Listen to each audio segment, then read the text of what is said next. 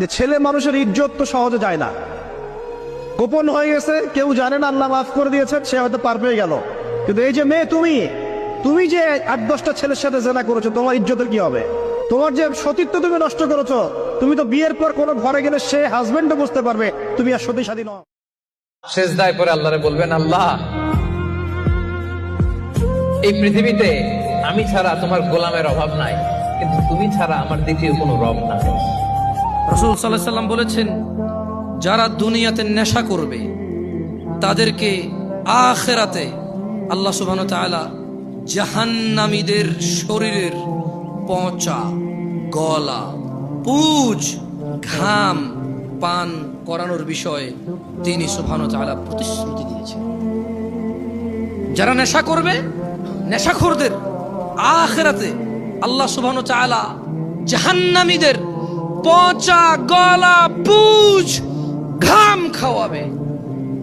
আল্লাহ তাআলা আমাদেরকে এই আযাব সম্পর্কে হৃদয়ে অনুভূতি দিয়ে ওনার কাছে বিগত দিনের বিষয়গুলোর জন্য ক্ষমা চেয়ে ওনার দরবারে আল্লাহ সুবহানাহু ওয়া তাআলা আমাদেরকে ওনার সাথে সাক্ষাতের তৌফিক দান করুন, আমিন।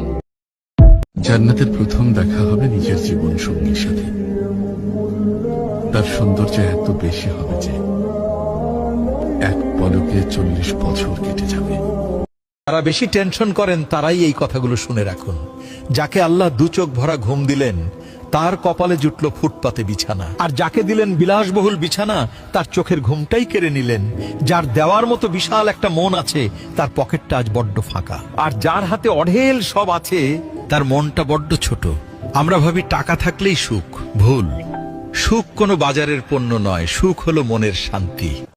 সাইয়্যিদুল ইস্তিগফার আমার সাথে বলবেন, আল্লাহুম্মা আনতা রাব্বি লা ইলাহা ইল্লা আনতা খালাকতানি আনা আবদুক ওয়া আনা আলা আহদিক ওয়া ওয়া'দিকা মাসতাতা'ত আউযু বিকা মিন শাররি মা সানা'ত আবুউ লাক বিনি'মাতিকা আলাইয়া ওয়া আবুউ বিযানবি ফাগফির লি فإنه لا يغفر الذنوب إلا أنت। এই যে দোয়াটা আপনি করলেন, নবী সাল্লাল্লাহু আলাইহি ওয়াসাল্লাম বলেছেন যে এই দোয়া পড়ার পরে যদি কেউ সকালে পড়ে রাতের আগে মারা যায় জান্নাতে চলে যাবে, রাতে পড়ে সকালের আগে ইন্তেকাল করলে জান্নাতে চলে যাবে। সূরা কাফিরুন, যে ব্যক্তি রাতের বেলা তেলাওয়াত করবে, ঘুমানোর আগে তেলাওয়াত করবে আর কি, আল্লাহ রাব্বুল আলামিন তাকে শিরকের পাপ থেকে হেফাজত করবেন।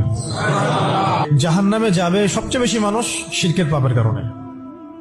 अगर कोई लड़की अपना हाथ या जिस्म का कोई हिस्सा किसी गैर लड़के को छूने के लिए दे तो फरमाते हैं कि कब्र में 70 सांप होंगे उसके कब्र में, और वो 70 सांप में एक एक सांप का इतना पावर होगा कि अगर वो दुनिया में अगर सिर्फ अपना दुम हिला दे किसी पहाड़ पर, पहाड़ रेजा रेजा हो जाएगा। मेरी बहनों, क्या आप ये बर्दाश्त कर सकती हो?